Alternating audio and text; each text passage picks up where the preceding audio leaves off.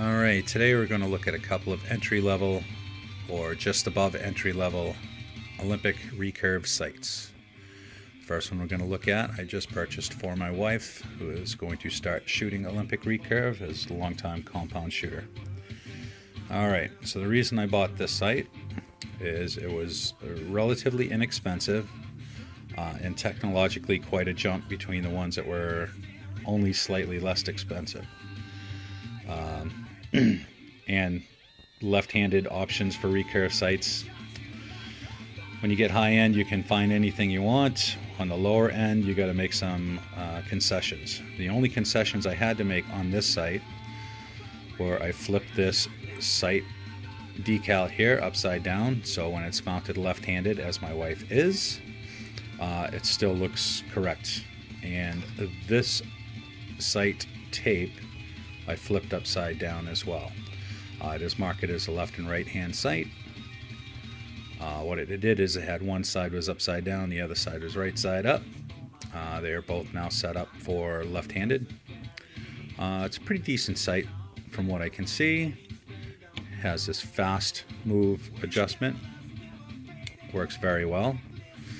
The clicks seem very positive, both left and right. Now this sight does have a D-cut Taiwan sight housing. I bought it as a package off of eBay. It was $65 or so, complete and shipped. It does come with a standard sight pin.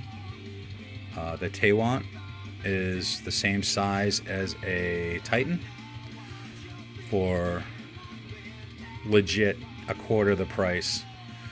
And since it's a hole I'm looking through, I don't see where you would benefit from a Titan.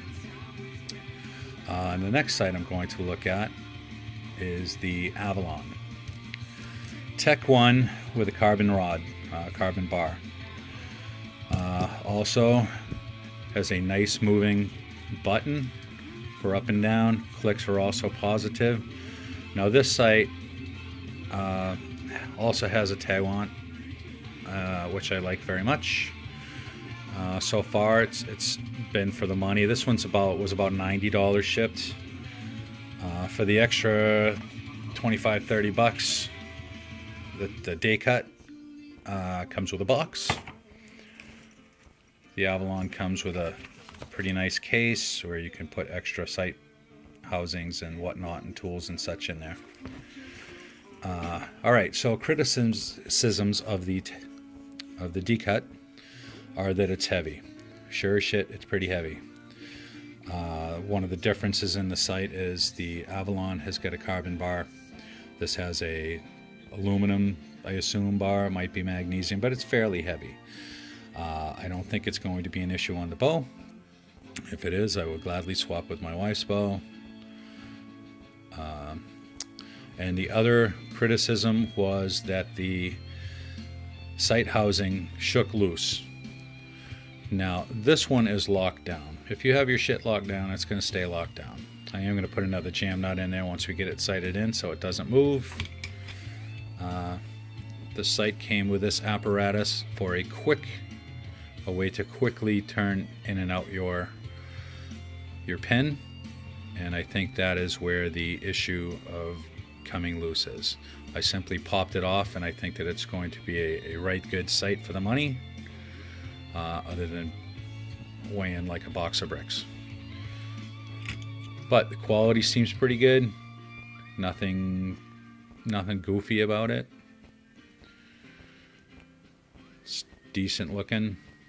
Hopefully it's repeatable. We won't know till we know. And that's really about it. I would say for the money, it is much better than one of the $15 to $30 sliders out there that are usually made out of plastic. Technologically, it's a big step forward. You get a little bit of repeatability.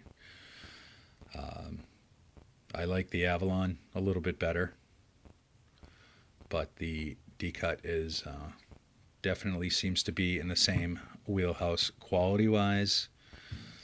Other than weight, I can see no benefit of one over the other. I'm hoping it works out. and I hope you guys get something out of it. Thanks.